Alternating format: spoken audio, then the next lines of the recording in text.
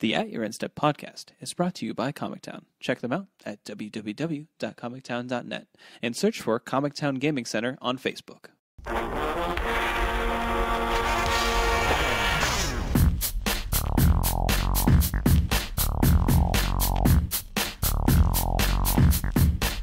Hello, and welcome to At Your End Step. My name is Morgan, and I'm here with Dave. Hey, guys. And Mike. Hi. We have another fun-filled episode for you guys this week. We have a few community topics, some more spoilers for MTG Origins have started to come out, so we want to talk about those. And then there's actually a bit of shakeups with some rules that we want to talk about that are kind of limited. So they're not like wide sweeping changes right now, but they are fairly impactful for when they are going to be in place. And then we had a few GPs over the weekend that we want to talk about, as well as an open. And then Dave and Mike also went to the regional Pro Tour qualifier in Indy, and they wanted to talk a little bit about that. And then we'll have a question of the week, and then our typical wrap-up stuff. So let's go ahead and talk about these rule changes, basically. So basically, three things are changing. The Mulligan rule, video review, and card layout changes are all happening. Now the Mulligan rule, we want to touch on that first. I want to reinforce that this rule change is only going to be for PC Magic Origins. And this is a test run for this rule change. So, keep that in mind. This is not something that is going to change once, Magic Origins comes out, just for this particular Pro Tour. And then basically what's going to happen is each player declares a mulligan as normal. Once each player chooses to keep, any player who mulliganed gets to scry 1, which is huge. Like that is the biggest change I think that's probably happened to the game since I started playing competitively. I won't be able to experience this unless we just want to test it out. I think you will eventually. But maybe. Yeah, we'll see how it goes at the Pro Tour. But what do you guys think of it? I like it a lot. I mean, the whole point of this is to basically encourage more interactive games and, less of these games where one player mulligans to 4 or 5 and doesn't even get to play. So I'm all for that. I mean, anything that makes the game more skill intensive is something I'm in favor of. So yeah, I definitely agree with that. I think there's been so many games, like, especially at the highest level competition, where it's just like, okay, this is happening. And we'll take a look at the rest of these rules. Like, a lot of these rules are geared towards like the camera quality of a match, and I think mulliganing deals in with that, where it's sort of like, hey, if we're going to put you on camera, we want to make sure that we're getting the highest quality we can. So this rule makes a lot of sense to me. Yeah, I was just going to say that. Like, nobody wants to see, like, oh man, this is like John Finkel against Ben Stark or something on camera, and then somebody mulligans down. It's really not a match. Oh, he's it's like, missed his third land drop for the third turn in a row. Yeah, this is quite the game. Yeah, yeah, it's very upsetting. And I think it makes sense. I think I've seen a lot of people sort of react like, oh man, this is really good for combo, or like, look how good this is for Delver. And I'm like, what do you mean, look how good this is? Like, any situation where you mold a 6 and scry 1, like, is automatically worse than a 7-card hand. Like, I don't care like what you're doing, it is. Yeah, it may make those decks more consistent, but the whole point is to actually make the draws more consistent. So that's true of every deck. Make every game a bit more consistent. Yeah, exactly. When you have a mulligan. Anything that makes my Delver flip slightly better. Whatever. You don't I'll need take any it. help. They were even talking about that. Like, so in Modern, this means that you have to mold a 6, have a Delver in hand, a basic island in hand, because it can't be a fetch. Like, there has to be maybe a shock, but it can't be a fetch to get an island. And the scry has to show you the spell on top. Oh, by the way, like, you have to be able to play. Well, it would have already been a spell on top if you hadn't scried anyways. Right. So I guess see people like, well, how much better does it make Delver? I'm like, none at all. I know. What are you talking about? I was half joking about that because a lot of people came out and was like, oh man, Delver's like so good now. LSV and stuff was like commenting like, no, this actually doesn't matter. Like, because people were freaking out on Twitter. Like, whoa, calm down, people. Like, nothing changes. Put down your pitchforks. It'll be all right. But that's how we operate in the Magic community. Who do we get to yell at? Morgan, who should I yell at? Someone. I don't know. I mean, it seems like a purely good thing. I don't know who to yell at. Worth is a good person to yell at. Everyone seems to yell at him about stuff that he has no control over. I've definitely been watching Newmont stream a lot more the last few weeks, and man, he blames Worth for everything. It's great. And it warms my soul. Now, is the Scry one, is that when does that happen? Is after it like, after you've kept your hand. right? But is it like an action line. before the It's a- game? it's a ley okay, line, that's yeah, what yeah. that's what I thought it was. Okay, so it's an action before the game starts. Okay, that makes more sense. So let's move on. I mean, that's a cool change. I'm pretty excited about it. If I ever get to do it, I'm not going to Pro Tour Magic Origins, obviously. It is a bit awkward. I do want to bring up this point that people who are going to the Pro Tour that want to test the Magic online, you're not testing the same format you're actually going to be playing, technically. Well- You're not going to play the same rules, I should say. Yeah, I was just going to say that before we move on, there have been some opinions kind of on both sides of this. Like, oh man, it's really cool that they're trying this at the Pro Tour because this is like the tournament where people are going to try this or try to benefit from this the most. You know what I mean? Like, this is the most on the line for this. But at the same time, it's like, that's kind of awkward to kind of test run something in, you know, one of the highest, you know, level events. That's where they test run pretty much everything, though. Yeah. This isn't this isn't a new thing. Like, I think the original Mulligan rules were test run at the Pro Tour as well. At least what I read. So Yeah. I don't think it's that big of a deal. Yeah, I personally don't think it's that big of a deal, but I'm just saying there have been different opinions out there. So The first time a pro loses because their opponent had a really good scry, like, I guess I don't know. Like, in all honesty though, like, if they like in this the percentage here of like the scries on top that your hand is a good mulligan, like, you don't get to know that information before you keep. And that means you were like, so like we're talking about the cases where you've kept an OK 6 and then you've scried something at the bottom and hit a land or spell that you needed. So like we're talking about a really, really severe corner case anyways for this to be really effective. And even then, like, what's the complaint? Your opponent got to play better Magic. Like, you kept your 7-card hand, your opponent mulligan and got to scry. Like, so I don't understand what the complaint is there. I get it. It makes decision trees more difficult, but that's what the compelling part of the game is anyways, right? So I don't see this being a negative thing. no, Somebody will make it a negative thing. I'm sure. I mean, we know what community we're a part of. Everything's kind of a negative thing. So moving out into the other changes. So these are changes that will take place not only at the next Pro Tour, but as well as Grand Prix and the World Magic Cup and the World Championship, is actually layout of cards. So I have to change if I'm ever on, you know, video coverage for a Grand Prix. I might have to change a few things about how I play Magic. I am a bit of a lands in front player. I'm sure it'll lead us to about everything, right? Is there a contrarian way to do this? Oh, okay. Let me do it. Yes. I actually don't know how I started playing like that, but for some reason I did, and it just felt right every time after, so I have no idea. But basically they're changing that, and they're actually changing a few things. So basically if you're on camera at a PT, a GP, something like that, creatures must be in front of your lands, and nothing can be behind lands. Except for you, technically. You can be behind lands still. That's fine. I hope so. They're hovering you like you're like got a whole like support. You're hanging over the feature match area. It's a very Mission Impossible-esque setup. Man, how much sweeter would that make games? Like dun dun dun dun dun tap dun dun dun attack dun dun dun. Sorry. Okay. So next, the library can be on either side of the player, left or right. The graveyard must be adjacent to the library. The exile zone must be near the library and graveyard. It must be distinct from the graveyard. It must be distinct from the graveyard. From both, yes. Yeah. It's a specific graveyard. It can look like the library. Must be near the library / graveyard. Must be distinct from the library. I'm just quoting what we have in the show notes. No, from it's Dave. distinct from the graveyard. I'm reading the website right now. I was reading it earlier too, but I don't know. That's weird. Whatever. You didn't translate it correctly. What it means. Well, because translate it. Just continue. Anyway, yeah. If a card is exiled by a permanent in play, the exiled card must be placed in the proximity of the exiling permanent, such as obvious the two are associated. So like Oblivion Ring, things like that. So they must be connected. You can't just be like, I'm going to put this over here.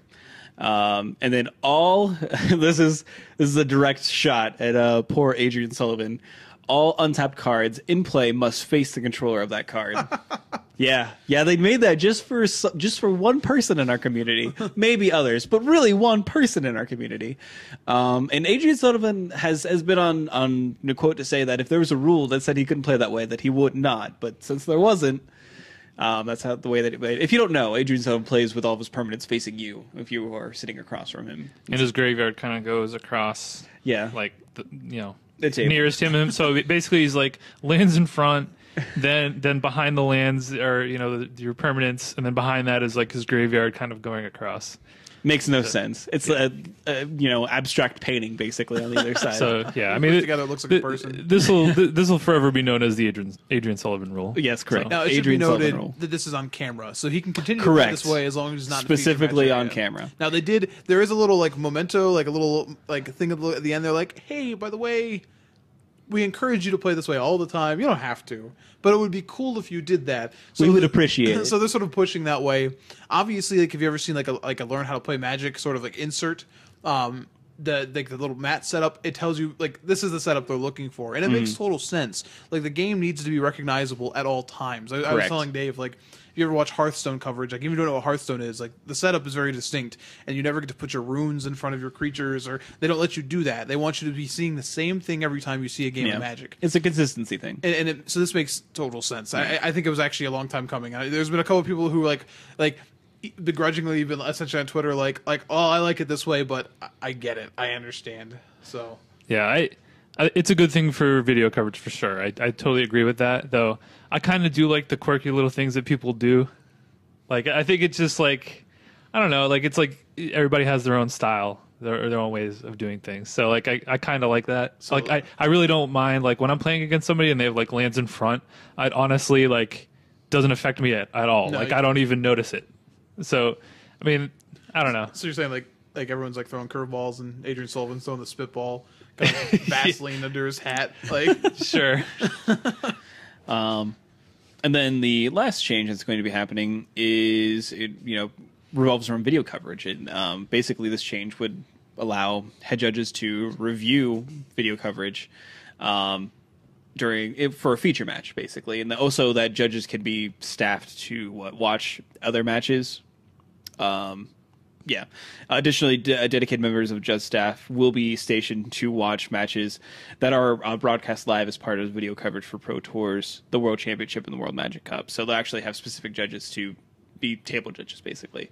And I know typically what Star City does is, the person that is there watching the matches and coverage is there to, make sure everything is facilitated and goes smoothly between all the things you have to orchestrate with keeping up with live tools and things like that. So I don't know necessarily if these are going to be actual judges for the table or... No, I read this as in like there'll be a screen for them to watch. Oh, okay. Yeah, like on the side. Oh, gotcha. Okay, never mind then. Which it makes sense. I mean, Star City, even like when you have Cedric and Patrick Sullivan, they'll actually stop a match if they see something that is wrong. Like, oh yeah, we'll get the match stopped. Right. So it's kind of the same idea. This is actually really like hearkening to like what Major League Sports are doing right now. Like the NFL has a dedicated like office that they have people watching replays they can appeal to, and so does MLB has a dedicated office that they can appeal to. So yeah, hockey does that too. Yeah, so it's sort of like interesting to see them go to this. We talked a lot about this before, how we felt about this. I think it's interesting they're definitely only going to use it at the highest levels. Yeah, right. So this is only for Pro Tours, the World Championship, and World Magic Cup. That's it, not for Grand Prix. I think this. Well, see, I think we talked about one of our major issues with this is that how if you have consistent video coverage, then it favors the pro players who would be on camera more often. Well, if you're doing at events where essentially only the best of the best have the possibility of being on camera, like a Pro Tour, yes, you could have the random Pro Tour qualifier, but like in general, they already have those people on. I think that cuts that, so that's not surprising. I think GP staffs. We've also had some discussion with people behind some of the GP staffs that the judge staff is pretty taxed there, so it may be difficult to have them do that anyways. Yeah. I think it's safe to say this came about because of the awkward situation that happened with Patrick Chapin at the last Pro Tour. Definitely something a catalyst for sure. Yeah, something that was easily fixable, but because they couldn't review the the video, they kind of just had to go with how they would have ruled it on the floor without video. I hope they get some awesome jump cuts for like going to let's go to the tape. Slow motion replay. It's not as you're just making weird noises in the mic. No one can actually see you. I know, but it was a slow sound. People understood it was a slow sound. That's true. Yeah. Yep. Take that, Morgan. Mike is in slow motion now, guys. Did you know that? Okay. So I mean, those changes are pretty good. I'm pretty excited to see the Pro Tour now. Like, I'm pretty excited to see that Mulligan rule change, be put into place and everything like that.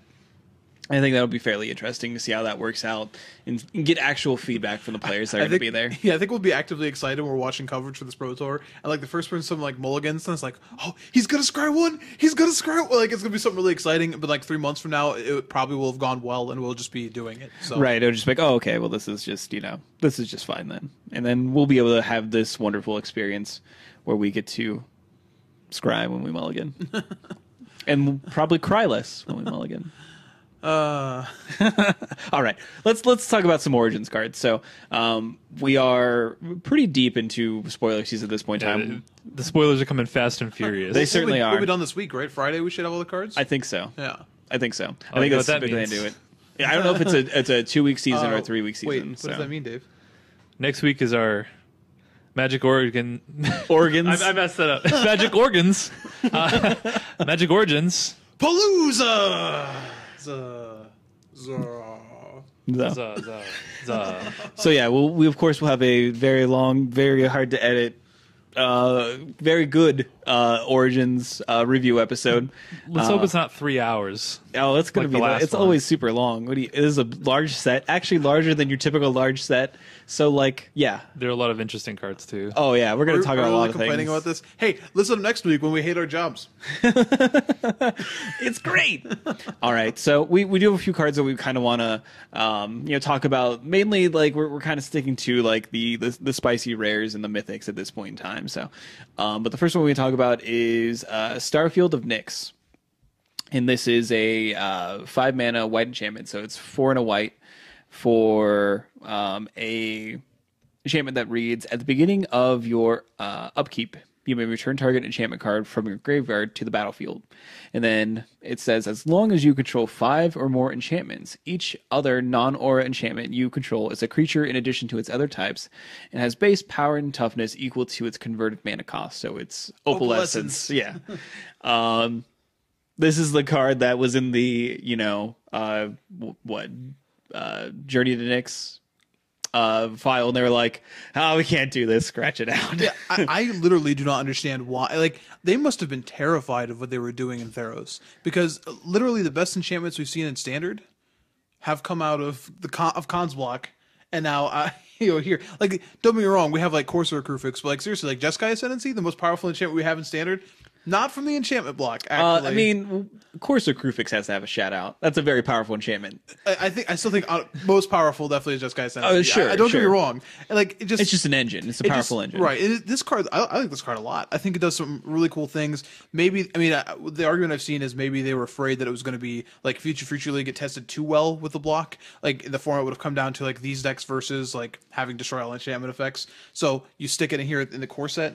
Yeah, kind of get it in there near the tail end of Like, when Theros block is you in can play Standard. the sweet deck for a few months, but it's kind of sad because I feel like this deck, this is the kind of card that, like, given a long life in Standard, like with a lot of enchantments, could have found some cool things to do. I hope people do. I hope people do over the next few weeks or a few weeks to a few months. I really do. Yeah, I think this is one of the most exciting cards in the whole set.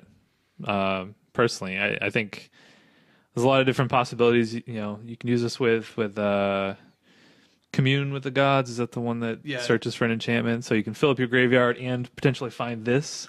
What's that green enchantment you like so much from that they just revealed? Oh, I don't know. It's Japanese. It's like a green and a colorless sack is. creature. It is currently translated. Evolutionary Leap. Thank There you you. go. So like there's a couple effects like that, like sack effects, that are really interesting. It's an enchantment, and you can sack a creature and search your library for a creature and put it in your hand.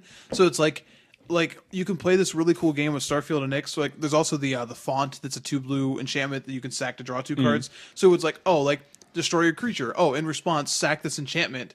Like they're not creatures anymore. And then like during your upkeep, like there's already a couple pieces in here. Like it's just so spicy. I want to do like. The format actually may, like, depending on what version of Red's running around, may actually be too fast for this card. But I'm really excited about it. I know it could have just been a bunch of abs decks. The format's actually slowed down a lot, so I think that makes this card better. But anyway, we'll see. I just wanted to kind of do a quick take on this. I think it's a pretty sweet card. We'll see what happens. All right, next up. And the cards are mythic. I don't know if I said that or not, but yeah, that card's mythic. Next one is another mythic, Days and Doing. 2 and a blue for sorcery.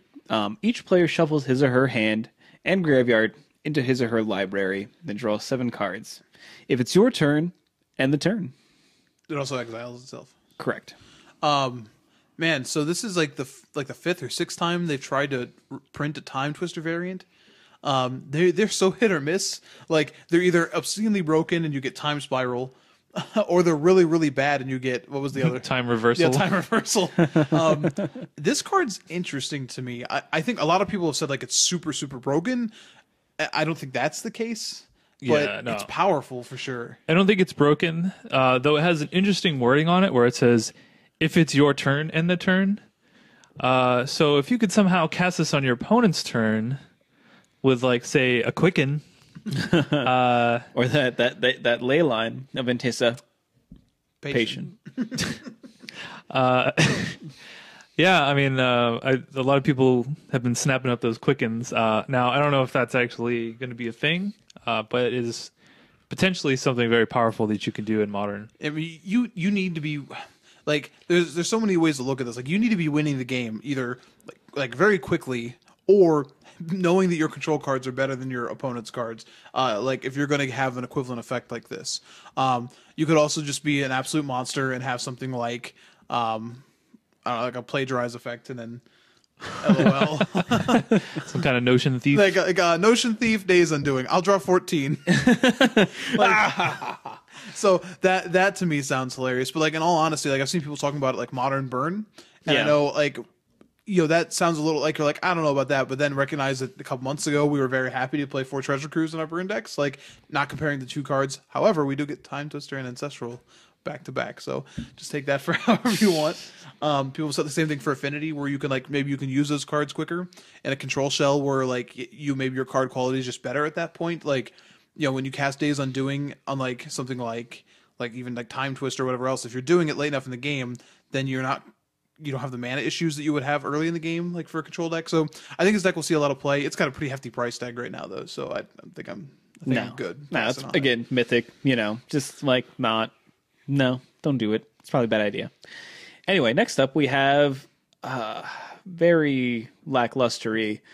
The enemy Painlands are returning from Magic Origins, so if you were like me and sold a bunch of them, you might have made a mistake. Well, I mean, you probably sold them for like $1 or $2, and then you could buy them. And then buy them back for $2. Yeah, that's true. So I'm not going to name them, but they're coming back. So if you have them, good on you. You don't have to reinvest. If you don't, then they're only $2. So they're even cheaper. Yeah, correct. Just when you thought they couldn't be even less expensive, they are. Yeah, this cycle is a little disappointing to me. Because I think with the next set being Battle for Zendikar, I think everybody is kind of assuming that the the original Zendikar fetch lands are going to be reprinted, which are the enemy colored ones. So it seems kind of odd that they would have enemy colored pain lands in the core set right before that. So, I mean, that still possibly could happen in Zendikar, but. Or even like the second set. So like, right. In theory, like that's my theory. Yeah. I think they'll still show up somewhere in the block, but I think they're actually going to be in the second set. And I could see them in the first set either going back to Manlands, and whether it be like the original Manlands, the original Allied set, or even enemy Manlands, but that now seems less likely. Well, even enemy Manlands, I don't know. Which is really disappointing. I really wanted them to do enemy Manlands, and not say that they couldn't, but it does seem less likely, 100%. So those are 5 of our lands. I think there's still more lands yet to be spoiled. So they could just be like uncommon filler lands, which like most of the time Wilds, they are. Fountain, most of the time that's what they are. But who knows? You know, maybe they're saving a spicy one for last, and we'll get something interesting. But I wouldn't hold your breath. Last time. We did get Urborg last time. So I mean, I don't know. Maybe we'll see what happens. So after that, we want to take a look here and see we have a new angel. It's Archangel of Tides, and this is 1 white for a 3/5, so does not die to languish. And it reads, as long as this creature is untapped, creatures can't attack you or planeswalker you control unless they pay 1 for each attacking creature. And then it says, as long as this creature is tapped, or is it specifically attacking? As long as this creature is attacking, creatures your opponents control can't block creatures you control unless they pay 1. So it plays both a very good aggressive role as well as a defensive role. And it flies. And yeah, it's a flyer. It's an angel. Yeah, it flies. It's a mythic as that well. was implied. Correct. And it's a mythic as well. So, definitely a pretty interesting card. People have already pointed out that this hates on Twin a bit. You also have Linvala. Yeah, For the same price. yeah, most certainly. But I think people have forgotten that. Like people were like, "Oh yeah, it hates on Twin a lot." Yeah, except for the fact that Twin actively like taps things down before it goes off. Like end of turn, Pester might tap Archangel of Tithes. Like, yeah. Oh. Fact. You mean my? Oh, you mean like I'm an I'm an artifact from Beta? Is that what we're talking about here? This card's interesting. It's really hard to cast. Like Angel of Jubilation, like if you remember that card back in Absent Restored, was a really powerful card. It was like all non-black creatures get +1/+1, and like you can't sacrifice it or something like it was a really powerful effect for mana. But it was triple white. There was a token deck running around with Lingering Souls. It didn't play that card because it couldn't cast the card consistently. So it's something to consider. The 3/5 body is really relevant, and I saw Dave click on it for Mythic Spoiler. Like the card I immediately thought of when I read this card was Windborn Muse. That's probably like its closest analog, I think. And that card was pretty good. Like, yeah, obviously the body's a lot better now, but the effect was still there. So like anytime you get a Ghostly Prison effect, like it's definitely powerful. But you'll have to see where this card slots in, because like literally in Standard right now, it is easier to cast a Siege Rhino consistently than it is to probably cast this card. Yeah, outside of a mono white deck. Right. Yeah, I think the abilities on this card is certainly powerful enough. Like you said, I think being able to cast it. I mean, obviously you're going to have to be playing a very heavy white deck, if not mono white. Though when we do the spoiler show, we're kind of I think white gets a lot of tools in the set, it does. It really and does. Mono white may be a thing going forward. So yeah, a lot of people have said that from the cards that have been spoiled so far, that Mono White Devotion might have its day in the sun. Yeah, Glare of Heresy be darned. I get it. Heliod. Yep, makes sense. See what I'm laying down. I appreciate it. So next up we have Demonic Pact. And this was like this came out and everyone's like, this was this you make the so card cool. that I voted for. Yeah. This card came out, I was like, oh, this card's so cool. So it's an enchantment. It is 2 black, and it reads, at the beginning of your upkeep, choose one that hasn't been chosen. So Demonic Pact deals 4 damage to target creature or player, and you gain 4 life. Target opponent discards 2 cards.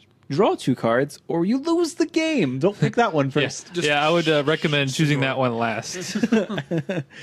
Pro tip. Unless you have what? I'm not That's a pro, a hot but take. You can have the angel, right, though, that says you can't lose the game, so you can choose that one. Platinum Angel? You can have Platinum Angel and be like, I'm going to choose this one first. I can't lose.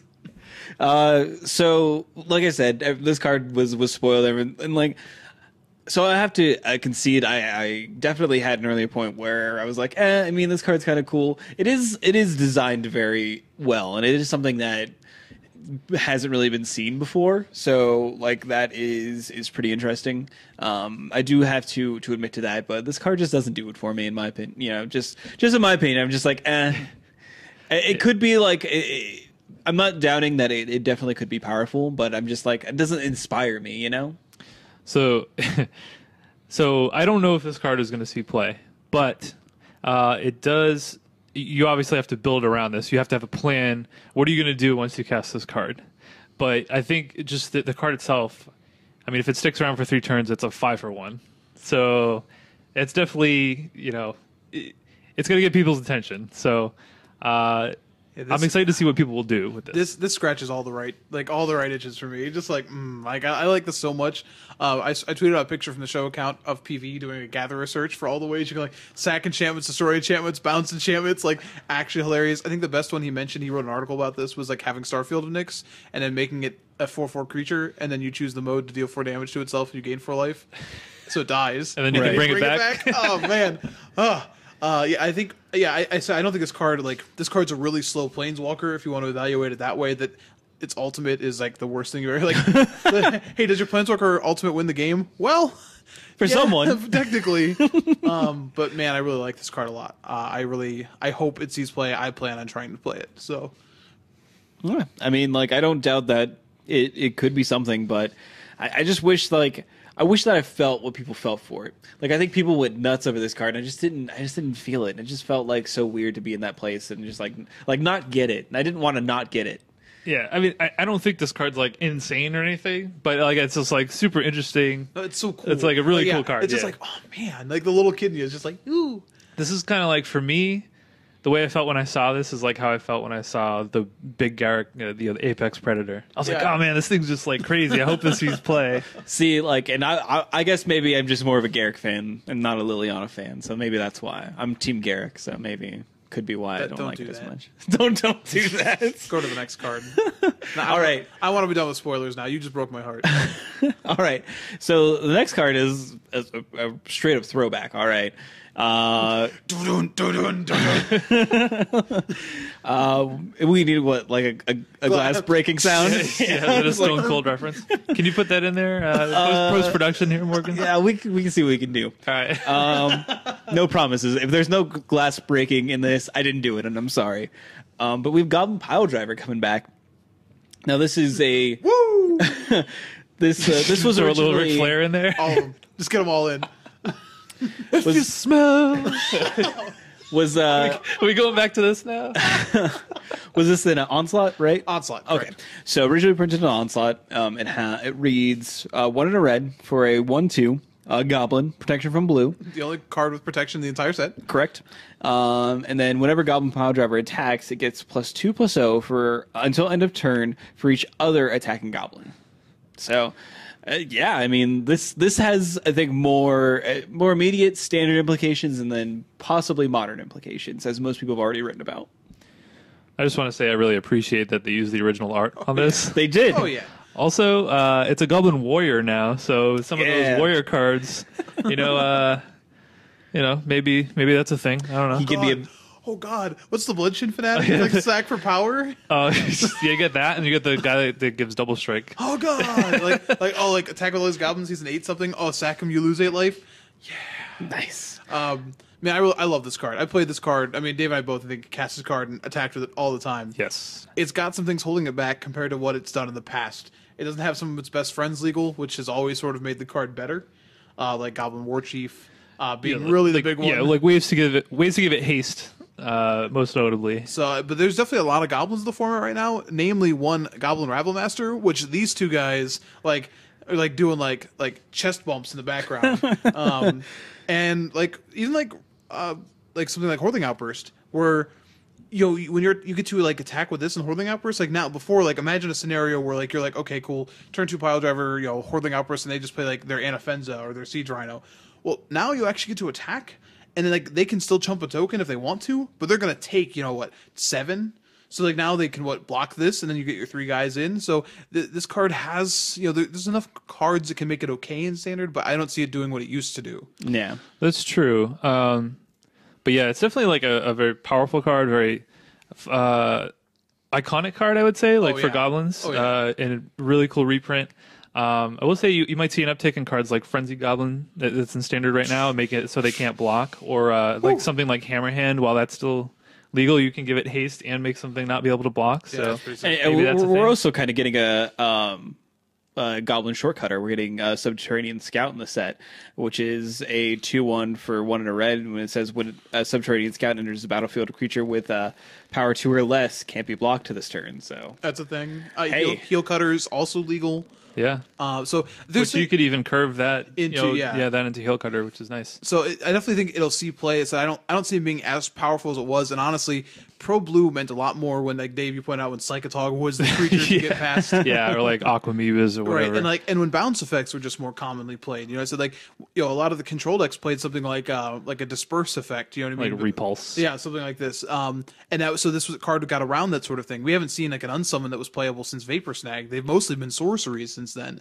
So I think it get past it walks right through an Ojutai and a Silumgar, and it can't be taken with Dragonlord Silumgar. Yeah, that's pretty funny. I mean, it's a thing. So definitely a card to watch. Really exciting to see it come back. Let alone we have a whole set review coming. So let alone what it might do in Modern. But I'm happy that some of the newer players that maybe didn't get to play with this card back in the day get to experience, maybe attacking with like a million power Goblin. I mean, the fact that they would name a card Piledriver is still the best thing in the world. Yeah, man. Got to pile some drives. Doesn't make any sense. Really? Yeah, I don't know. So next up we have Thopter Spy Network, and I'm pulling this one up slowly but surely. I wasn't sure if I should put this one on the list, but I'm pretty excited about You this have it card. pulled up, Dave. Yeah. Let's see what it is. All right, so Thopter Spy Network is an enchantment, so it costs 2 blue, and it says at the beginning of your upkeep, if you control an artifact, put a 1/1 colorless Thopter artifact creature token with flying onto the battlefield. And then it also has, whenever one or more artifact creatures you control deal combat damage to a player, draw a card. So this is kind of a mix between a Bitter Blossom and like a Bidon of Thassa, though you only get to draw 1 card, so even if you hit him with a bunch of guys, you only draw the 1 card. I'm excited by this card because you can still play something like Darksteel Citadel in Standard right now, and like even if you're playing like 2 colors or even 3 colors, you do have a couple slots where you can play like a colorless land. So you could play something like a blue X, blue black or blue white, something like that. Throw some Darksteel Citadels in your deck. There are some other cards in this set and the Standard that interact with artifacts. Monuments. Yeah. And then, like, once you get this thing going, it's very hard to stop because it keeps pumping out artifacts. So I think this is a very interesting card. I think it's a little underrated. I haven't really heard a lot of people talking about it. I don't disagree. This card, when it says like draw a card for like getting with an artifact, but it's making 1/1 flyers. Like, look at the format right now. Like, how many times could a 1/1 flyer actually just get in? Hint: it's a lot. Now you have to build your deck so you can play around the other things, but like this card, I like this card a lot. Awkwardly, enchantments are still in a rough place because of Dromoka's command, and when artifacts start getting better, like all of a sudden the Mulligan's command, which like I said, it wasn't doing anything in Standard, all of a sudden gets a chance to be like, hey guy, wake up, you're up. Oh please let me play that card. More formats, please. Yeah, it may not end up being like a big thing, but I like this card. When I first saw this, I was like, oh man, that's a pretty sweet card. I like that. This is the thing where people keep, like, I've seen a lot of people say like how much they're enjoying Origins, and I was going back and forth on it, but there's enough cards like this and like Demonic Pact that I'm just like, when they're talking about like, oh man, this is a weird core set. Yeah, it is really a weird core set. There's some strange cards in here, and I like a lot more of them than I thought I did. Like, as I go back and look at the set, it's like, okay, this is kind of cool. So I think I'm in the positive side on Origins now. Like, I'm not like best set ever or anything, but I'm like, all right, this is cool. I've gone back and forth as well. Like, it started off, I was like, man, these like Planeswalkers are really sweet, and then like it was like, this is kind of lame. We got like Theros leftovers, but like the last week or so has been really cool. So yeah, speaking of weird cards, we have one more here. All right. So last up we have Pyromancer's Goggles. It's a 5-mana mythic legendary artifact, and it says tap, add 1 red mana to your mana pool. Whenever that mana is spent to cast a red instant or sorcery spell, copy that spell, and you may choose new targets for this copy. And these are Jaya Ballard's Goggles, not the Pyromancer you would expect. The one that she influenced, even though they never got to actually meet. Right. Like, this is a cool flavor thing, and this is like a deep flavor thing for me, like, because like Chandra, when she first planeswalks, she ends up essentially in a monastery that celebrates like pyromancy that was started by Jaya Ballard when she's like planeswalking around, which is just like unreal. And like, what's the flavor text, Dave? I can't see your thing. It says, I hope to meet Jaya Ballard someday. I think we'd get along. It's just like Chandra. That's so awesome. As for the card, it's a really expensive effect. What's really cool is you can start Voltroning like a make your own Chandra. Like, all right, well here's some goggles, and we got these Pyromancer's gauntlets. Let's throw them over here. And but like this effect, like 5 mana is a lot to play for this, but man, it's a really powerful just tap effect. Like no activation cost, just adds mana. Just like, oh, double the spell. This is the kind of card that like I think we'll probably not see play for a long time. But if I saw like a deck that was just like a million Stoke the Flames with Exquisite like Firecraft, and it's just like, oh yeah, this. Yeah, this is going to be like the Commander special. Like, this card's going to be insane, I feel like, in that format maybe. It might be a little too expensive for Constructed, just because you need to pay 5 mana just to get this into play, and then you still have to have other things to do with it. But that being said, I mean, I don't think it's out of the question to see something like this into, Creator's Clause or something for like, a million billion. There could be a big red deck. You got this. You curve something into Pia and whatever Nalar, and then you get this afterwards, and you got your artifact set up, and you can double some burn spells, and maybe tap and copy some Shrapnel Blasts. I'll be right back. So these goggles, they may do something, but as soon as I saw these, I sent we have a show chat, and I sent the image of poor radioactive man getting swept away, saying the goggles, they do nothing. So these might do something, but we'll see. All right. Well, that's all our cards we want to talk about at this point in time. Again, we're going to have our big spoiler cast. It's going to be a very long, and we'll probably have some sleepers to pick out and some cards, some top fives, which I think is actually going to be really hard for me for this set. I really have to come prepared. I'm not like, I wish I was excited as everyone else, but I think the resonance is actually kind of missing on me because I didn't play during the right times of Magic that this is trying to hit. Well, I think you say that, but it's sort of you say this, but like I don't think it's actually like this is nowhere near time spiral like depth. And I think they've done a good job of trying to hit up a lot of different times for a player. Like maybe you don't connect with Zendikar because you didn't play during Zendikar, so Nisa's whole thing doesn't connect with you, but you play during Theros and you play during Innistrad. So Liliana and Gideon should both connect with you. Maybe I didn't play during Lorwyn, but so like like the whole the original Planeswalker shouldn't connect, but there's things that still do. So I think they're doing a good job of sort of splashing at everybody. Maybe we just haven't had that card yet. Maybe that thing will be tomorrow. You'll look and you'll be like, "This is the one." Maybe I'm actually pretty like I get it now. I'm excited about Gideon because I like Savannah Lines and things that are indestructible. Yeah, I'm a fan. He needs to have something that makes him like double strike and plus X. I don't know. Typically, that's usually my realm of play. But we'll see what happens. Like, I'm excited to see the rest of the set and like take a look at it as a whole and then evaluate it. So, but let's move ahead and go into the competitive segment. So we had 2 GPs and then an open over the weekend. The first GP was in Singapore. And it was modern and it had a total of 1,108 players totally. It was taken down by Hitomi Masaki, who won the Affinity Mirror in the finals versus Stephen Tan. And then Reed Duke also finished in the top 4, playing his backup deck after he lost the Goryo's Vengeance deck on the plane. Real nice. Hey, you got to have your old trusty in the back pocket. Casual Reed Duke in it. Yeah, no big deal. It's like, well, I basically know this deck like the back of my hand. Who cares? Let's just play Jund and then top 4. And then there was also wasn't it Affinity Jund as the top 4, I believe? And then both the Jund player, both Reduke and the other Jund player lost to the Affinity guys. So, which is kind of surprising for me. I mean, that's definitely like a losable matchup for Jund, but I've always felt pretty confident. And looking at their sideboards, they did have Shatterstorms still, so maybe like they just. Oh, I mean, I think if Affinity gets a really fast start, then yeah. I know the Jund decks are a little bit different than they used to be. Obviously, Mulligan's Command is a big card against the Affinity decks. But I know, like, when I played Affinity back a couple years ago, like, Jund was like a buy, basically. It was super easy. They definitely picked up some better cards some against nice Affinity. Toys, yeah.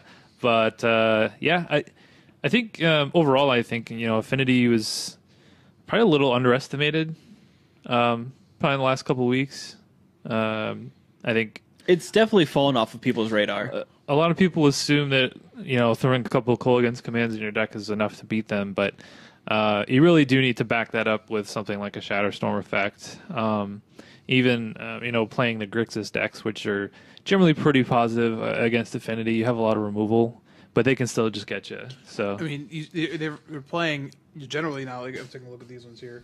But yeah, they're back to like playing all 4 of their Etch champions in the main, which for a while they were cutting some number of them. But like that's the card that despite command, despite lightning bolt, like that's the card they can just stick and they can just kill you. That's the card I'm most afraid of when I'm playing against Affinity, with Grixis. So I mean, Ravager's still very good, but when you combine Ravager then with this, like it doesn't matter what your removal is. Like if you can't get rid of the Etch champion, you can't win the game. Yeah, so, right. Shatterstorm, like I've been happy with the Shatterstorm still on my board, and I think this top 8 definitely says it still earns its slot. Oh, most certainly.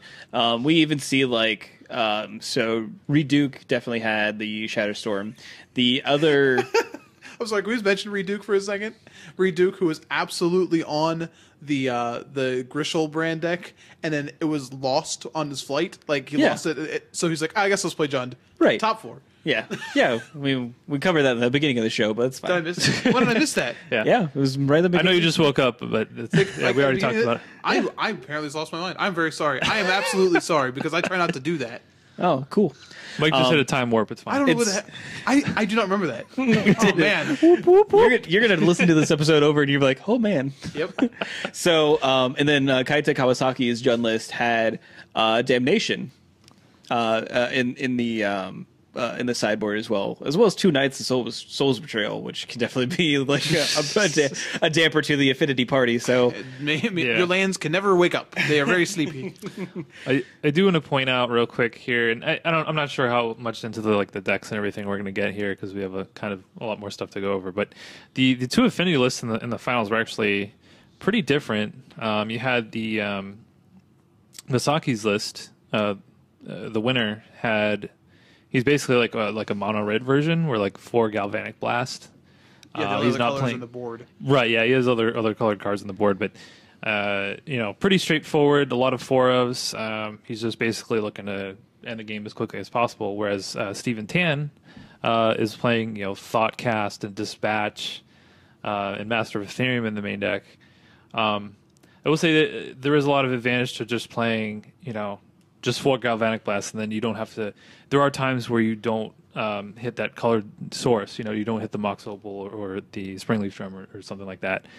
So being a lot more streamlined with just straight artifacts essentially can go a long way. And definitely, he also had 3 Ancient Grudge in the board, which is obviously huge in the mirror match. So yeah, it's pretty I'm sure good. that served him well in the finals. I will say I definitely do like Dispatch though. I said you're definitely right. It's definitely easier to cast the things, but I think there are enough creatures like against the Grizzlebrand deck. Like I said, Dispatch is a pretty big game. Being able to because that game will come down to turn 3. You know what I mean? And having Dispatch compared to Galvanic Blast can be a huge difference. So I don't see an issue with either of these decks. I think it's definitely interesting to see how you're right though, how much difference there is between the two. Right. I feel like for Affinity to be successful, you need to come out of the gates very fast. And when you clog up your deck with these, cards that require colored mana, you can get very awkward draws where maybe you're just not able to deploy your cards in a timely manner. Maybe you have to wait a turn, and that can make all the difference. I mean, that being said, I think so. The Tan's list only has 6 colored mana sources, so 1 Master, 3 Thoughtcast, 2 Dispatch, versus the 4 red for the other list. So it's not like he's overloaded on colored effects, but definitely a lot of just differences between something that's pretty a deck you would expect to be pretty streamlined. Yeah, yeah, it's pretty awesome. We had Martin Yuza show up with Infect and finish 9th and drew himself in the 9th place, which awkward. Can happen, but showing that Infect can still, even in a world full of Snapcasters and Lightning Bolts, it can still kind of show up and put up some results. Martin Hughes is a very good player, of course. So yeah, he's definitely playing a little bit of an interesting list, and I haven't seen any other lists playing this, but he's playing 4 Plague Stingers in his deck. Oh yeah, he's playing the bug version. Yeah, he's been playing this version the last couple of GSPs, and he's done very well. Just more threats. Yeah, I think if you're going to play against a bunch of Lightning Bolts and Snapcasters, I don't think you're trying to play Protect the Queen as much as you are trying to consistently have just threats. overwhelm. Yeah. Mm-hmm. Or I mean, just be able to have a threat to stick. Right. When playing just regular blue green, in fact, you just run out of creatures at some point in time. Also important that it flies, which is really relevant when if they can stick a Spellskite and you can't deal with it, the plan of just attacking them for essentially 2 every turn, 1 Infect. Is and if you have any ink moths or anything else, being able to fly over. If you have a hierarch, you can still exile. Oh yeah, for sure. So I think flying there is pretty relevant compared to playing something was it Necroskid or Necropede? Necropede or Ichor Claw Mirror. Yeah, that's it. Yeah. Jason Chung finished 11 playing the Grizzle Shoal brand deck, but locked up Platinum, and he passes Ashota Yasoka and currently holds 3rd and currently holds the 3rd and final Asia Pacific slot for Worlds. So that's pretty exciting. Yeah, definitely going to see a lot of these races heat up, or they've been heating up, I should say, for the world slots.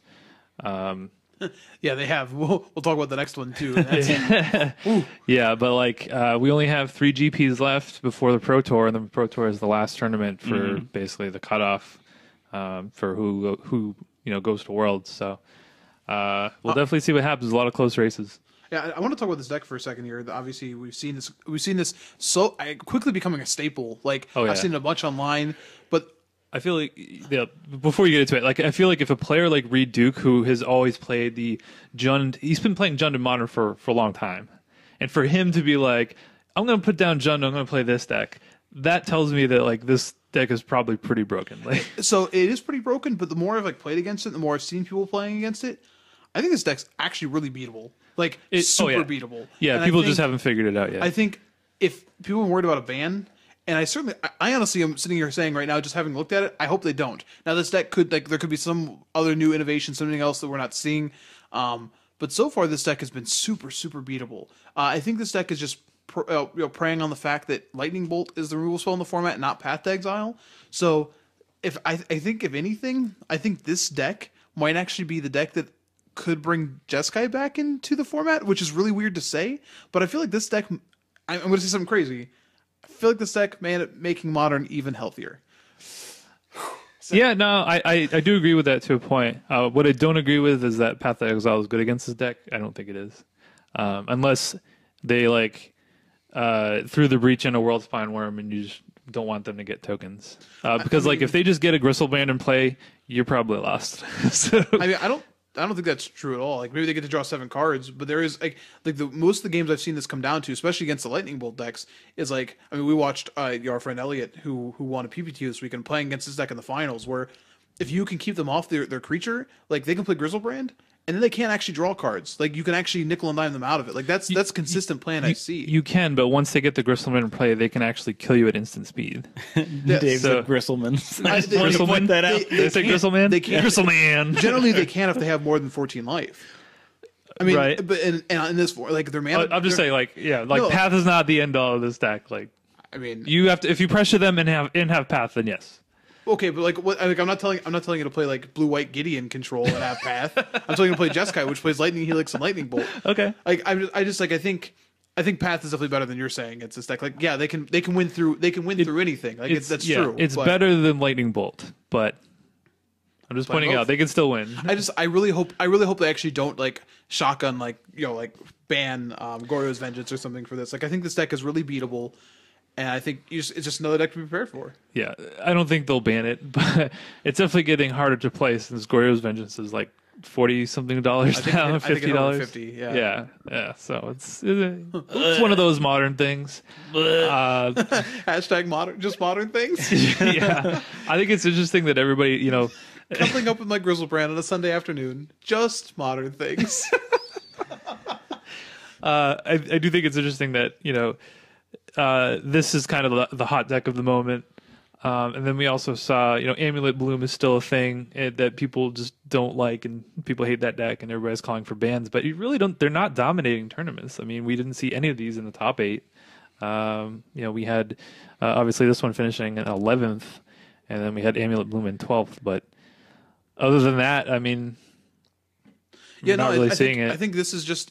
Again, people will complain. We've talked about this a bunch, but I think Modern's in a pretty good place. Like you can beat the decks that you want to beat, and sometimes there should always be a deck that takes advantage of the players who are like everyone's playing like a million Fulminator mages and stuff to this, and like the deck's like, well, I'm just gonna play a straight black-red mana base that's pretty consistent, and I'm gonna do this and just play off a different axis. And you've got to try to prepare for both. I do understand the frustration with control decks because that's what makes control decks a little difficult to navigate in this format, but even Chapin has shown that you can do that if you depending on how you go about it. So I really love where Modern's at right now.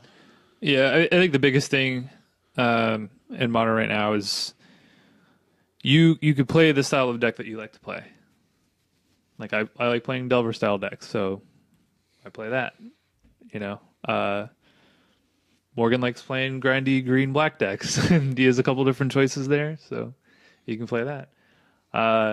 you're not really playing Tron anymore, so I s- don't really know what you like. I, but- still, I like playing blue. I like playing blue in modern or Yeah. burn. Why not? Yeah, and Modern's just like it's one of those formats that the feel bad about Modern is that it balloons in price and it gets so expensive.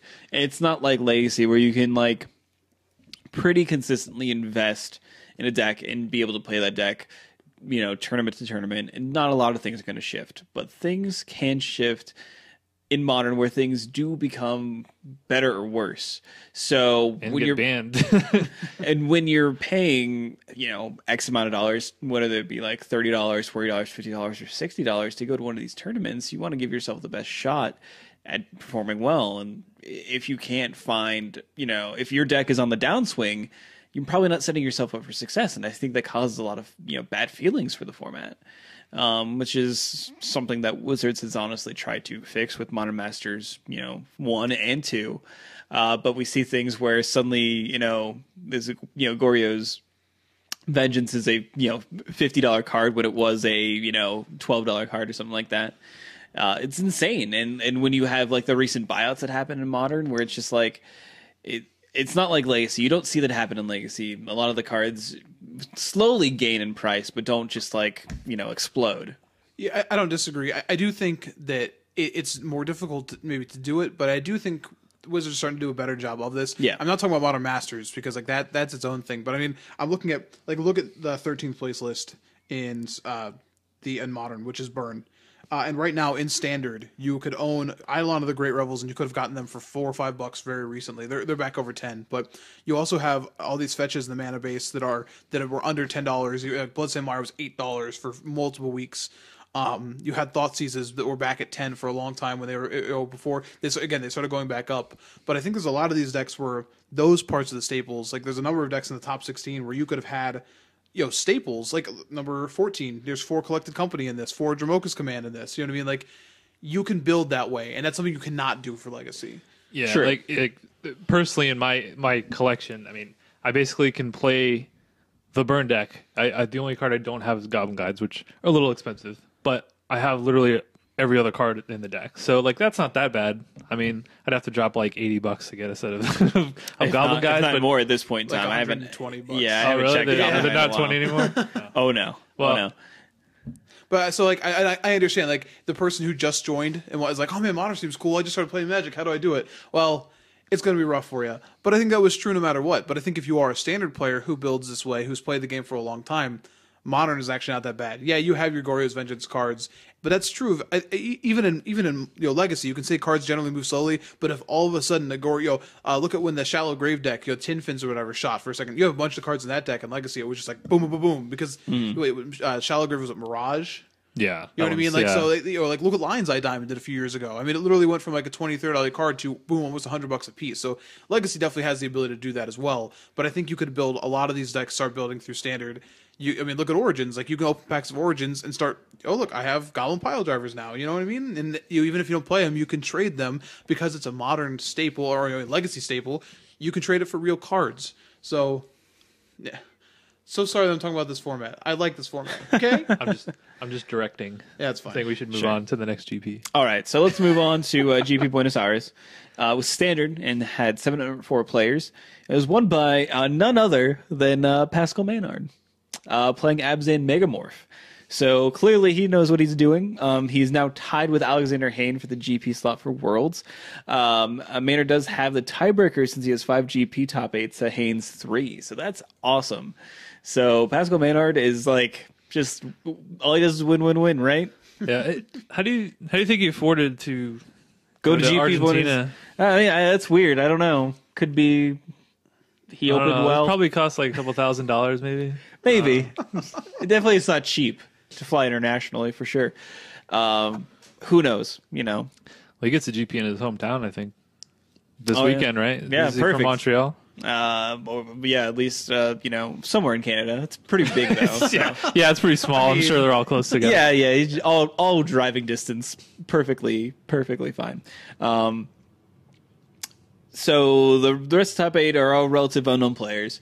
But congrats to you people if you do listen. We probably won't say your name and we apologize. Because Morgan doesn't know how to pronounce them. But I'm avoiding that. I'm trying not to butcher your name. But we do see a PV show up playing Esper Dragons in 9th place on Breakers again. And then Craig Wesco playing Naya Mastery at 17th. And then Willie Idol playing 4-color Whip at 32nd. So, yeah, some names. I feel so bad for Willie Idol. He's been like working so hard to get platinum, and even the top 32 doesn't get him there. I'm so sorry, Willie. We all believe in you. I was just going to comment that, it wouldn't be a South American GP if we didn't have PV and Willie Idol finishing somewhere near the top. Oh, yeah, 100%. It's pretty interesting to see, like, 4-color whips still show up. I mean, we've seen this in, like, the Open Series circuit. So, it's kind of interesting to see that that's still a deck. Definitely it's good to see Abzan Megamorph because I still have all my Abzan cards. So it's really good to see Abzan Megamorph. I mean, I have a standard deck if I ever need to play a standard deck for the next couple weeks. That's like literally the deck that I play, and I'm not happy to see it. Really? I'm personally happy to see it because I still have those cards. Yeah. That's the only reason. That's true. But I haven't played standard in I can't even remember the last time I played standard in all honesty. So, Yeah, we didn't really have anything too exciting in the top 8. Abzan Megamorph won. We had a couple Mardu Dragons. Yeah, Esper Dragons. I mean, whatever. It's just the doldrums, right? Like, everyone's kind of waiting for Origins, but I don't even know if that shakes up anything until Battle. And then, like, Theros leaves, and then M15 leaves, and maybe that's when we see... Obviously, he's going to see a shakeup, but Origins does have a lot of interesting and spicy cards. I want things to change. And we'll see what happens, but it's going to take time. I'm going to guarantee that we will see a new deck at the Pro Tour with Magic Origins. There will be a card in Magic Origins that will make a new deck possible. It's such a bold claim. Yeah. It's a pretty... I mean, it's not really that bold. Another hot take. I'm just saying. Things will be different in the Pro Tour when this new set is released. No, I mean, there are enough interesting cards in Origins that, it's not... It doesn't feel like a lame duck set. It's just, it's gonna... I hope there are gonna be things. I hope the Scry, if your preordain is correct. Yes.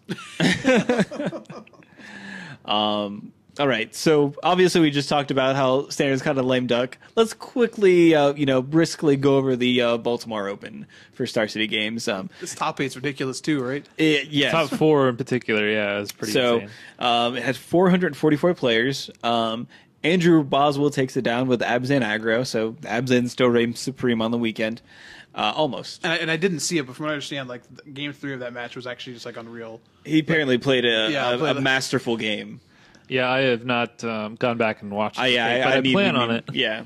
Because, the Boz is a fairly well-known name. The Wizard of Boz. A lot of people know him. A lot of people root for him when he gets, in the top 4. Seems like a good quality character. Super nice guy. I played him at the Invitational. It was just it was a pleasure, even though he beat me. But would do fine. Again. Yeah, would do again. 10 out of 10.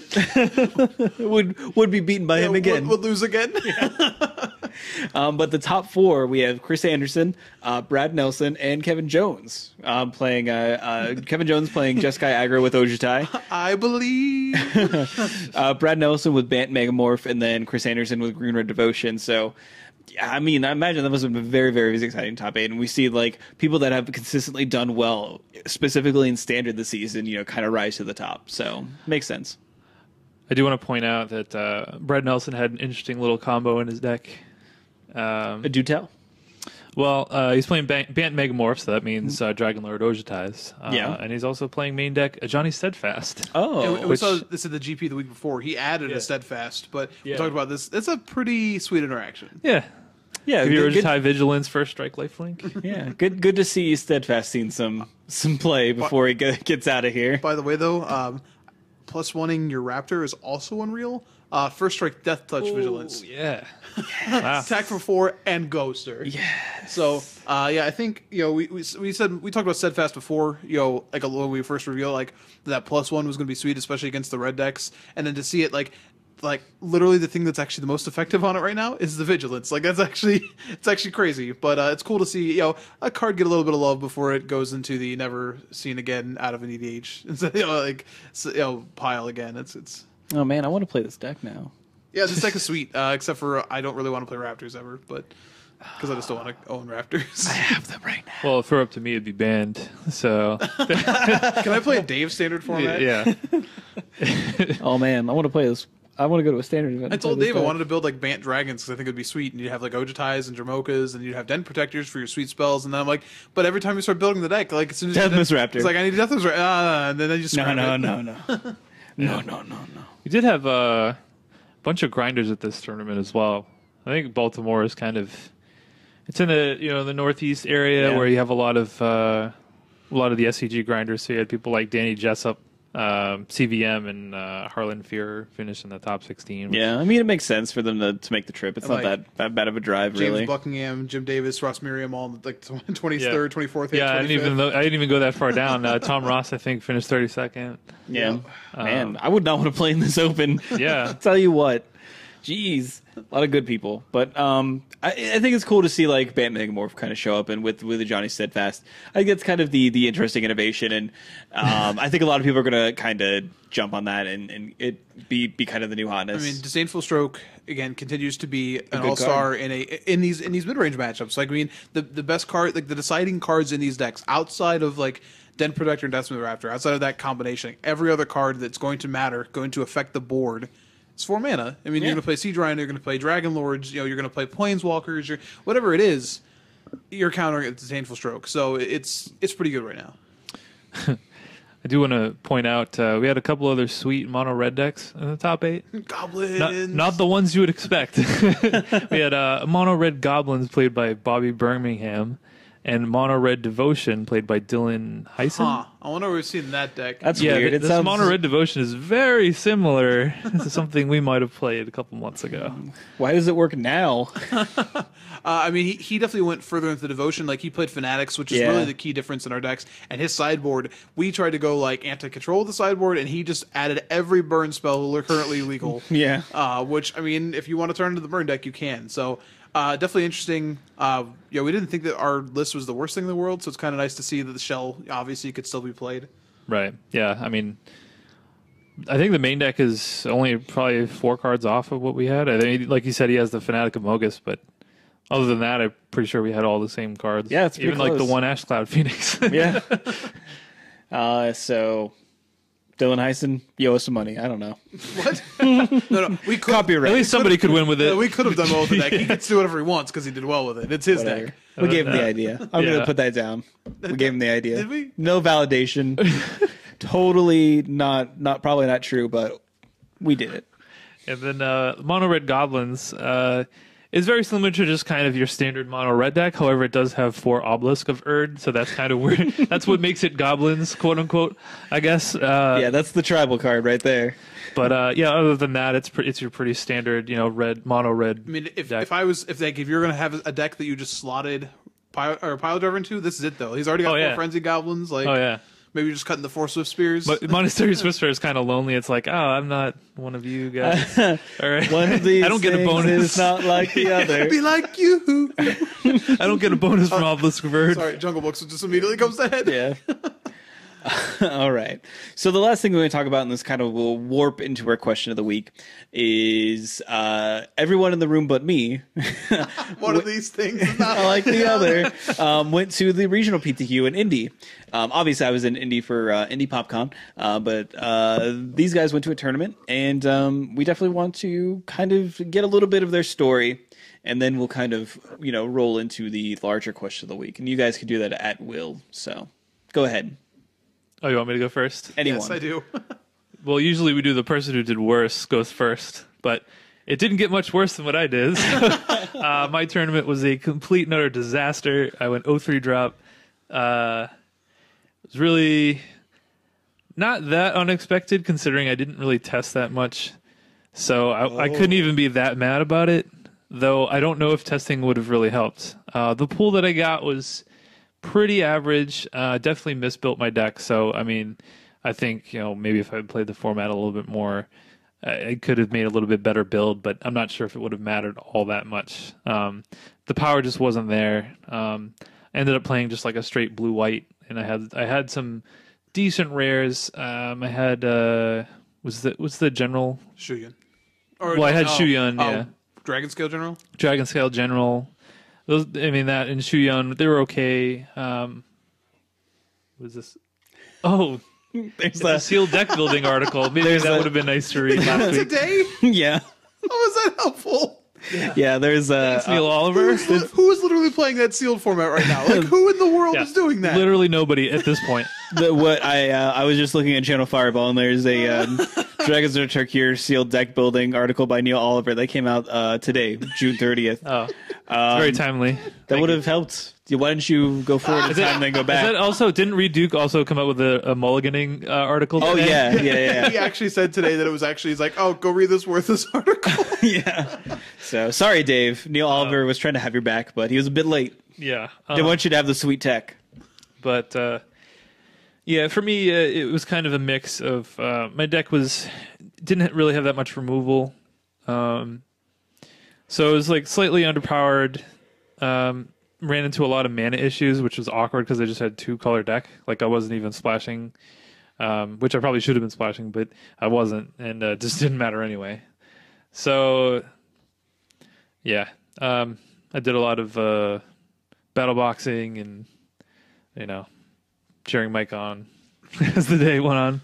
So, yeah, that was pretty much it. It was a disaster. Mine was not a disaster, but definitely... I guess I should be happier than I am, but I'm just not. This is gonna be like a levels of losing type deal. So I felt like I had a fairly average sealed pool. I think which Dave could attest to. It was fairly. It was slightly better than mine, but yeah, it wasn't like amazing. I built blue white. I know that format really well, and I think I value the tempo cards pretty highly, especially when your overall card pool is weak. So I played like Will of the Naga and like Void Squall, like bounce effects, tap effects. I played one rare, was Profaner of the Dead. So I got a collected company, so I had some value in my pool. But I went 5-1 and was able to draw into top 8, which was really, really nice. My only loss came to an opponent who I managed to steal a game from him, but his deck, like he showed me Dragonlord Silumgar and Archfiend of Depravity, and like just a lot of like the quality was much better than mine. I was like, all right, well that happens in sealed. Unfortunately, that's who I was paired against in the top 8. And I definitely lost in very quick games to the curve of like Archfiend of Depravity into Dragonlord Silumgar into Torrent Elemental, which I hadn't seen in the Swiss. Like, didn't really play Magic. Like we both played cards, but I didn't play the same card of cards he was, and it just ran into the problem that happens in sealed. Now you might be asking yourself, we're in the sealed PTQ, we're in the top 8. Why am I playing my sealed deck? Well, because in the RPTQ system, since there was a chance there would be no top 8 in general, because if we had 130 people, we had 100-ish, like right at 100. I think it was like 98 or something like that, 97. So the top 8 would have all gotten in, but because we had top 4, they just played another win and in round with it, which I understood, but it was also like really frustrating. Just because, like, one, I practiced a lot of draft as well, so I was ready for it. But two, because again in sealed, especially when you get into those elimination rounds, I said like I lost to a better deck, and I'm not trying to be like salty about this. Like Dave can attest. Like I said, I didn't get to play Magic. The guy, like I said on Facebook, the guy who beat me was a real nice guy. I think it was Shane Biat. I don't know how to pronounce his last name. I'm sorry, but congratulations, good job going to the Pro Tour. I mean, he lost once in the Swiss, but that's because he conceded to somebody for seedings, which is actually really hilarious because I was like trying to play the seedings game to see where I'd end up, and I still got snagged on him. So. Yeah, it was really frustrating to watch. Like I was kind of railbirding from where I could. We couldn't get we couldn't get. They didn't let spectators too close. You kind of had to be like one table over. So I was kind of like watching, but I couldn't see what the actual cards were. But I just saw like your opponent was just like turn 2 player creature, turn 3 player creature, turn 4 turn 5, and turn 6 Silumgar. I was like, yeah, I don't think Mike's gonna win that one. But yeah, like I the way I described it is like your deck was only so good, and you obviously did a great job building your deck, and it took you as far as it was going to take you. But like at that point in the tournament, it's just like everybody in the top 8, you either had to be like a really really good player or just had a completely obscene deck, or maybe you were both. You know what I mean? And right, and I think, and I don't disagree with you. And I think there were decks in the top 8 that could have beated. Dear Lord, I'm sorry I said that. Decks in the top 8 I could have beat, but obviously didn't pair out that way. I'm not gonna lie. I said I've gotten big tearsy before, but that's not where I'm at here. This is just a hurt. Like this one hurt. Yeah. Because I went from possibly being on the Pro Tour, and then Dave and I were going to drive to another PPTQ on Sunday. That was the other awkward thing. And then because I lost in the top 8, I auto qualified for the RPTQ in November, so I'm no longer allowed to play in PPTQs this season. So we couldn't. I was like, oh, so losing not only got me out of the Pro Tour, it also got me out of going to any other tournament with it's just really awkward. Oh, all right. And then I was just like, well, that's okay. I can go with our friend Elliot, who was very, very gracious and let us, stay at his place. But he ended up winning a PPTQ that same day, so he couldn't go on Sunday either. So I'm like, you know what? I guess I'm not going to play. I don't want to go by myself. I got a sweet top 16 playmat, which is a playmat that blows my mind. Why you would ever want a playmat that says top 16? Half the tournaments that existed for RPTQs had 30 people in them, so you did it. You beat 50% of the players in the room. That doesn't make sense to me. I got a bunch of packs of dragons. That's gonna be the ultimate troll playmat for you, because whenever you look at that, you're just gonna think about how you died in 10 minutes. I'm trying to convince Katie to start using it because I think it would be really funny. Yeah, just so people I said, so she has to turn it towards people. Well, I mean, I know they don't want you to do that anymore, but. Your playmat must face the person who controls it. So it was really frustrating because I said I actually did a lot of testing this format. I played a ton of Phantom Sealed. I've been drafting a bunch. Really tried hard to evaluate the format. Thought I did a good job. Deck was played the way I could. I definitely feel like I played above my sealed pool. I definitely beat some opponents whose decks just looking after the match they're shaking their head and I internally I'm shaking too. Probably could have lost that pretty easily. Yeah, I mean, I think it definitely showed that you practiced, and I did, because our sealed pools weren't that. Yours might have been slightly better than mine, but it wasn't that much different. You know what I mean? And me not being experienced, like I said, I definitely misbuilt my deck. I probably should have splashed a third color for some more removal, but I think you took it as far as you could take it, and I think. With that matchup that you had in the top 8, you needed to get a little bit lucky, or you needed him to mulligan or stumble on mana or something like that. But yeah, that was tough. I was pretty upset for you watching that. And it's just frustrating, and that sort of leads us. So I'm not looking for pity or anything. So I had a lot of people say things like, hey, when I post on a Facebook pretty frustrated, lost in top 8 of this, congrats to my opponent, blah blah blah. And I said I was frustrated with the system, and I have had some time to sit back and talk about it. Dave and I talked about it a bunch this weekend, but I had a bunch of people saying things like, don't worry, you'll get them next time, blah blah blah. And I'm like, yeah, that's not true at all, actually. Yeah. I'm never going to play this format again. Right. This might be a good time to kind of roll into this. Let's do that. So the question that I'm going to pose to you two specifically is, now that you have personally participated in the regional PTQ, how does it compare to the old PTQ system? Does it accomplish what Wizards has set out to do? Is the second part of the question. So have at it, boys. So I'll start off here. So the tournament itself was pretty much exactly what I thought it was going to be. So it was 100 people, and it was just a room with 100 people. There were a couple of vendors there, which didn't really make any sense to me because Saddest thing in the world, it was sealed. Yeah, and it was it really didn't make any sense. And then, good on you. I will say, good on you, Affinity for Cards and Troll and Toad, because both of you guys, you had people that stayed there the entire event. You could have just packed up halfway through the day, and I don't think anyone would have noticed. But they stayed there. They were really friendly. We talked to a bunch of guys from Affinity for Cards. Good on you for being there, but it was sad for them. Yeah. I think, luckily for me this time, me and Mike got to travel together, so it was kind of we at least got to go to that together. But I feel if only one of us were qualified and you had to go by yourself, it'd be really lame. Miserable. Yeah, I don't know. Under the old system, you can get a car full of friends and travel. Even if you're traveling, far, 3+ hours to a PTQ, that could happen.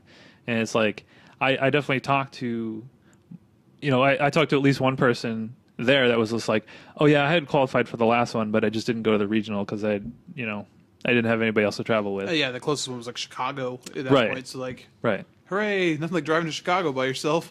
So yeah, I mean the tournament itself just felt a lot different. It didn't feel They had side events. They had win-a-boxes, which I don't believe any of the boxes fired, and then they might have fired like one or two side drafts. Hey, their drafts were $10 8-4s. They were value. Yeah, I that's value. I think they had to be though. I think they had to be, or no one was going to stay and play.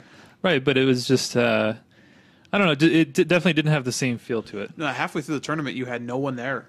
Like they literally down to like probably like 60 people in the room, then like 40 people in the room as we got to like rounds 5, 6, and 7. Like the first 8 tables, they just spread out, so you had like you had a huge amount of space between, which was nice, but at the same time, it's like they could have, they didn't have anybody else there. The first thing I did when I got there is I texted my wife. I'm like, well, sort of odd smelling hotel, tiny room, like small vendors. Said, this feels like home. Like this feels like an old like dingy PTQ, like years and years ago kind of PTQ. The system has me a little perplexed at the moment. Like we've said before, like we were really like on the cast, we were really positive about the idea, and I think the idea is still interesting. However, its execution right now doesn't make a lot of sense. The thing that came to me is like engagement, right? Like I want to be engaged. Like in the old PTQ system, you were engaged in the format, because even if it was only like if you're going with a group of people, like you were still testing that format for those PTQs, and even if somebody in your group won it, like when Dave won and went to Dublin a few years ago, Morgan and I didn't stop playing the format. You know what I mean? But here, like, it's a one and done. I literally like, haven't played You're never going to play this format again. Like, I haven't played Standard since the Invitational, and the Invitational was the only reason I played Standard. Like, otherwise, I would have had no reason to play Standard since I won a PPTQ in April.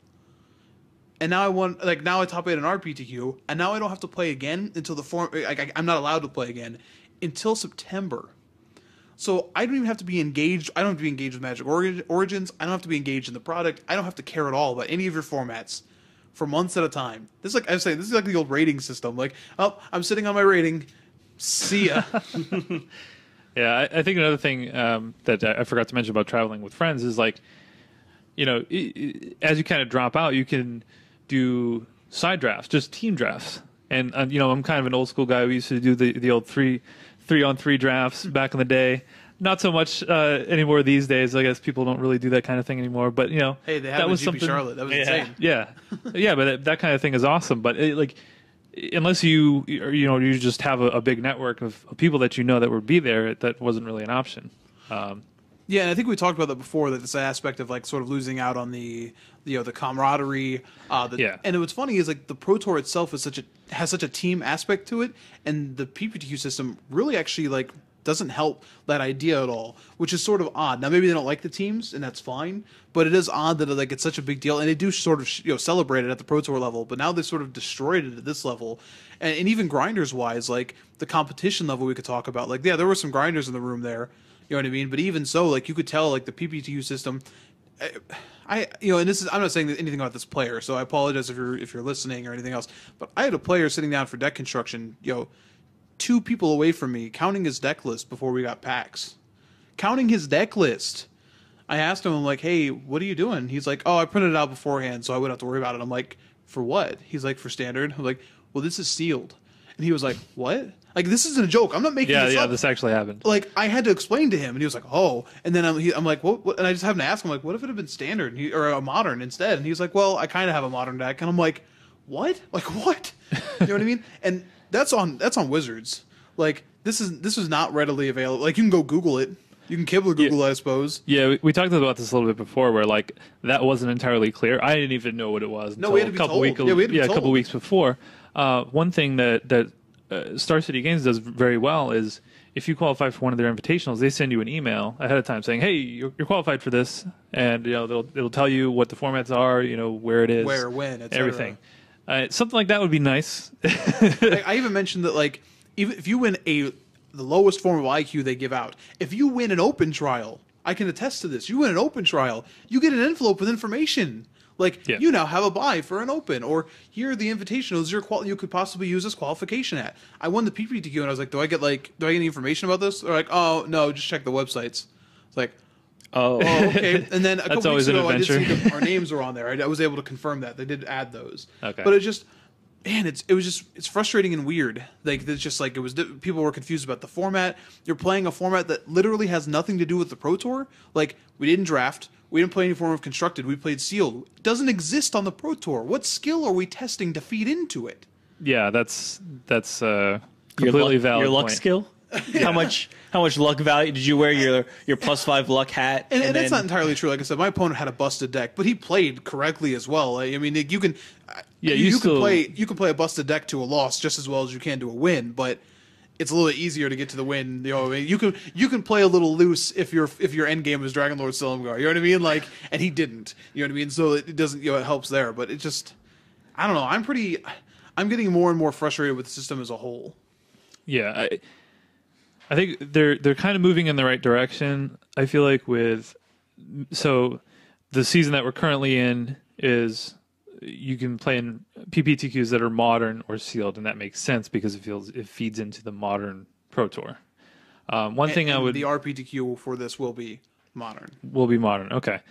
One thing that would make sense to me is in the future, instead of having these sealed RPTQs, which a lot of times feel like a crapshoot, to be honest.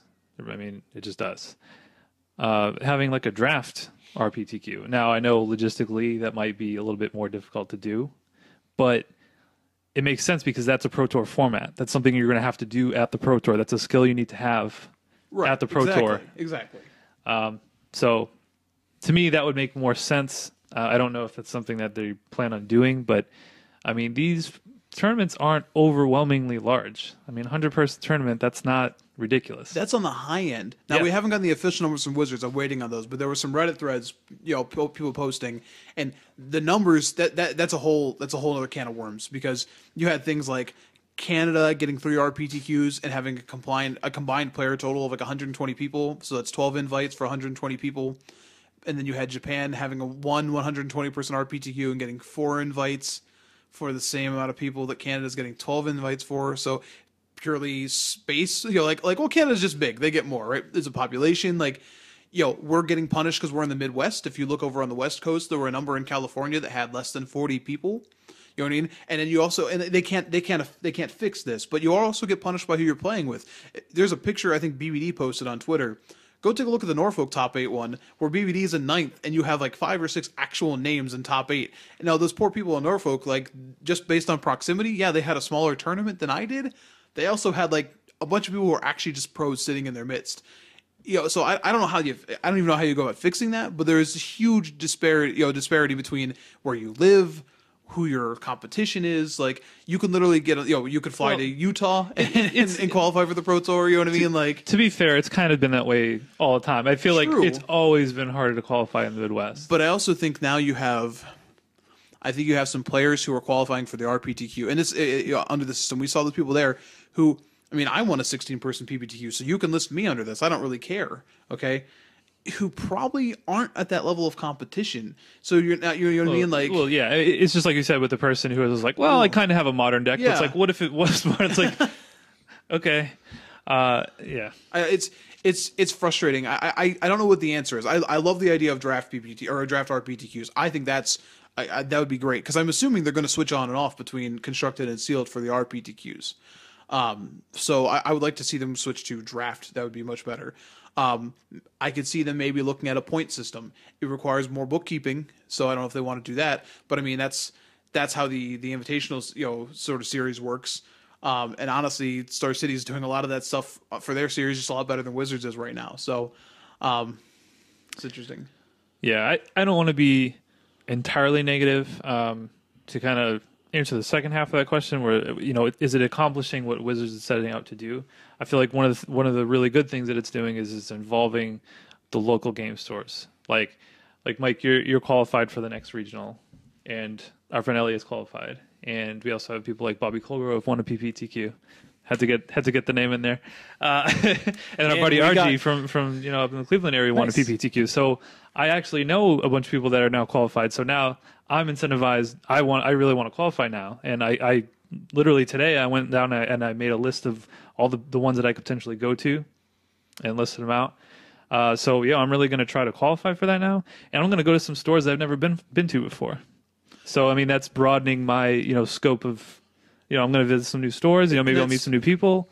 And that's a really positive point. I give you that. I think the downside is that, and so I don't want to come off too negative myself. I already, as I was bringing up some of these points, our friend Keller sort of mentioned, like, I was like, well, now I don't get to play in anything like this. He's like, Oh, so you mean you don't have to pay for any of these events, and you're auto qualified for a tournament that gives you another $200 promo and blah blah blah? I'm like, well, yeah, and he's like, well, I trade you, and I'm like, yeah, I get that. I don't think that precludes me from being frustrated by some things. A ton of these events are now IQs at the same time. I cannot play in any of them. When it comes to even if you're like, you know what, I don't even care about the qualification. Yeah. I just want the Star City points or whatever. I can't play in those. And what's interesting is under the IQ system, even if I'm qualified, I can go play and get more points, and I can play for team members to push. I've gone to a number of IQs to push, to push Morgan, to try and push Jordan, to try and push you. When I was qualified, because we all wanted to qualify for the Invitational, and that's something we managed to do as a team. Every single person that we wanted to get qualified for the Invitational, we managed to do it. I can't help you. I can't play the team aspect. I can't. I have no incentive to travel with you. I have nothing else to do. It is weird. You're on your own, kid. Yeah, and that's you can sit there and say, oh, well, you can sit there and test formats. Yeah, I can do that, but then I don't get How does that benefit you? I don't go do anything because of it, and that's really frustrating. So now by their measurements, I'm doing well in their system, but now I am less incentivized to be a part of the game, and that's frustrating. So I don't know how you fix that. I don't know how you go about doing that, but it's an issue. Yeah, I think both of you guys had very valid points, and it was a really good question. There's a lot of information on there, so that was great. That's awesome. And I hope our listeners got a lot of valuable feedback as far as what Mike and Dave had to say. So thank you guys so much. That was really great. Maybe next time I'll have some information, some voice of opinion to give out. We got to about get you in there. We still have about a month left here. No, that's true. Yeah, there's still month and a half. A fair amount of ones around our area that are decently easy to travel to. So yeah, let's get me in there. We'll do it. Don't scoop in the finals. Yeah, no more of that. No more of that. No more of that. I'm done. I only did that once. I lost genuinely the first time. I never scooped to the finals, kid. So let's go ahead and wrap this show up. We're a bit long in the tooth this week. You guys get a pretty long episode. You guys should be happy. Probably back to back. It's not early like the last two, but it's a little bit longer. So make up for it. We made up for it. So we have two GPs. We have GP Montreal, which is limited, and GP I think it's Lille, which is Legacy. It's in France, so I don't know. I think it's Lille though. Yeah, European Legacy GP. Prepare to see a lot of death and taxes everywhere. Hope you enjoy. Storm. And Storm. Hope you like your prison decks and your storm decks. Yeah. Now, like I said earlier, we only have one other GP, which I believe is the week before the Pro Tour. It's GP Dallas Fort Worth. Yeah, that should make sense. Which is new standard with Origins, so that'll be interesting to pay attention to. That is very interesting. Yeah, I think I have a number of pros going there to sort of you'll get that weird mix between the people who want to test the format but also don't want to show off any tech. It'll be super interesting because you have a lot of people who are fighting for those last couple of pro points at Platinum. They may have to show off the tech to try and get those points. Exactly. So man, that's awesome. I just really hope that Maynard and Hayne are both there, and we get a Maynard Hayne feature match. Oh man, Canadian Showdown. And then so those are the only two events. So yeah, I mean that's pretty much it. Again, if you guys want to, you can follow us on Twitter. We're at your endstep. Also on Facebook, facebook.com/@yourendstep. Also, check out Comic Town. They're a lovely sponsor. You can check them out at comictown.com. Comictown.com. Excuse me, comictown.net. I got a little stuck there in my head. Or Comic Town Gaming Center on Facebook. And then if you have any questions or concerns about the cast, feel free to email us. We're just at yourendstep@gmail.com. So thank you again so much for your time, and you have a great one.